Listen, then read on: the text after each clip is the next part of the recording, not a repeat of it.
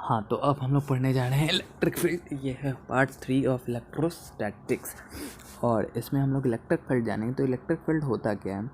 Positive charge और negative charge जो अपना फील्ड प्रोड्यूस करते हैं उसे हम लोग इलेक्ट्रिक फील्ड कहते हैं। वैसा स्पेस जहाँ पे एक चार्ज पार्टिकल दूसरे चार्ज पार्टिकल द्वारा फोर्स एक्सपीरियंस कर सके, उस चार्ज पार्टिकल का इलेक्ट्रिक फील्ड कहलाता है। आप जानते हैं इलेक्ट्रिक फील्ड इंटेंसिटी क्या होता है? तो इलेक्ट्रिक फील्ड इंटेंसिटी किसी पॉइंट पे डिफाइन होता है, force experienced bye a unit positive charge placed at that point. उस पॉइंट पे जो फोर्स लग रहा है किसी भी positive charge, unit positive charge पे, उसे हम लोग इलेक्ट्रिक फील्ड इंटेंसिटी कहते हैं। ठीक है, यहाँ पे जो क्यू नॉट है वो टेंड्स करेगा जीरो का, क्योंकि हल्का सा भी प्रेजेंस ऑफ चार्ज जो है कोई भी सोर्स चार्ज से, तो वो इलेक्ट्रिक फील्ड को चेंज कर देगा। Electric field is not change, therefore expression of electric field intensity can be better written as, अगर क्यू नॉट जो चार्ज है वो टेंड करे जीरो को। ठीक है, तो अगले टॉपिक की तरफ बढ़ते हैं। तो यूनिट एंड डायमेंशनल फार्मूला। तो ऐसा यूनिट क्या होता है? तो ऐसा यूनिट इलेक्ट्रिक फील्ड इंटेंसिटी का होता है न्यूटन पर कूलम। ठीक है, फोर्स पर यूनिट चार्ज, और इसको वोल्ट पर मीटर भी कहते हैं, जूल पर कूलम इंटू मीटर भी कहते हैं, और सीजीएस यूनिट यानी कि सेंटीमीटर ग्राम पर और सेकंड यूनिट जो है वो डाइन पर स्टैट कूलम है। डायमेंशन MLT-3A-1 है। Direction of electric field. Electric field intensity E जो है वो एक वेक्टर क्वांटिटी है। तो electric field due to a positive charge is always away from the charge and due to a negative charge is always towards the charge. तो जो electric field है positive charge का, वो हमेशा दूर होगा चार्ज से, और जो नेगेटिव चार्ज है वो हमेशा टूवर्ड्स होगा चार्ज के। ठीक है, जैसा इस पिक्चर में। तो इलेक्ट्रिक फील्ड प्लस क्यू का जो है वो उससे दूर होगा, और माइनस क्यू का इलेक्ट्रिक फील्ड इंटेंसिटी ज़्यादा होगा। अच्छा, relation between electric force and electric field is. तो इलेक्ट्रिक फोर्स और इलेक्ट्रिक फील्ड के बीच में रिलेशन क्या है? तो in an electric field E, a charge Q experience a force F that is equals to QE. If a charge is positive, then force is directed in the direction of field, while if charge is negative, force acts on it in the opposite direction of the field. Electric field में जो charge Q है वो एक force experience करता है, और force को हम लोग डिफाइन करते हैं QE, Q multiplied by E।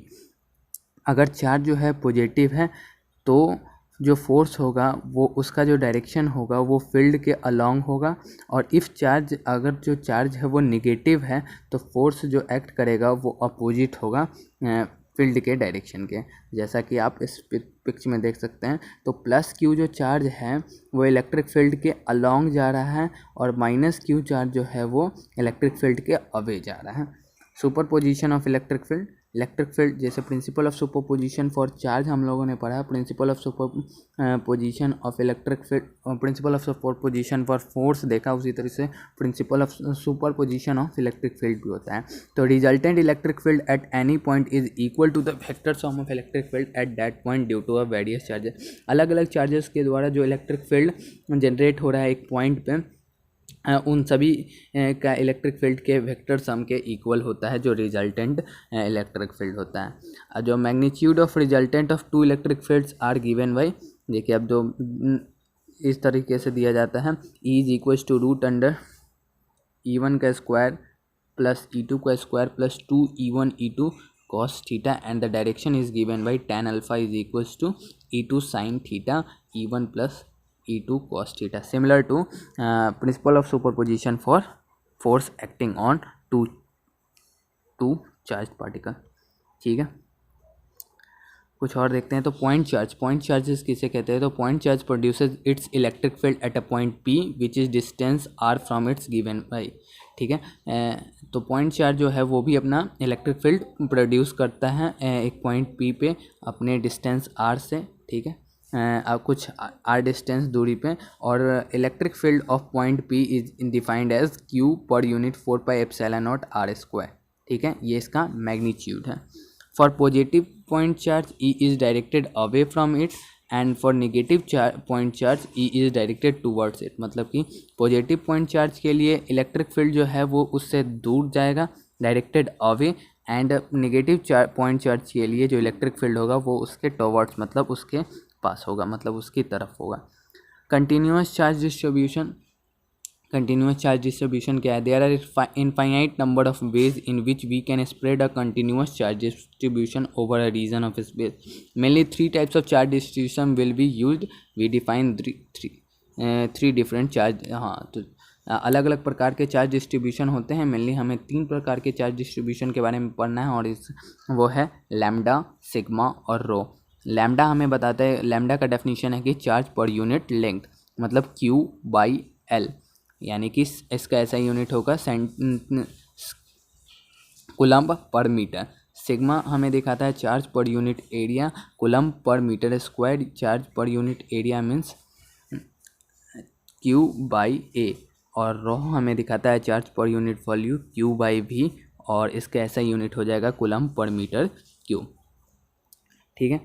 If total charge Q is distributed along a line of length L over a surface area A and throughout of a volume V, we can calculate charge densities for। तो इसके लिए हम लोग charge density define कर सकते हैं। अगर एक लाइन ऑफ लेंथ पे चार्ज डिस्ट्रीब्यूटेड है, एक सरफेस एरिया पे डिस्ट्रीब्यूटेड है, या फिर एक वॉल्यूम पे डिस्ट्रीब्यूटेड है, तो उसके लिए हम लोग डिफाइन कर सकते हैं इन सभी को। तो लैम्डा इज इक्वल्स टू हो जाएगा Q/L, sigma is equals to Q/A, and rho is equals to Q/V, where lambda is linear charge density, sigma is surface charge density, and rho is volume charge density. और यहाँ पे जो Q है, where Q is equals to charge, L is equals to length, A is equals to area, V is equals to volume.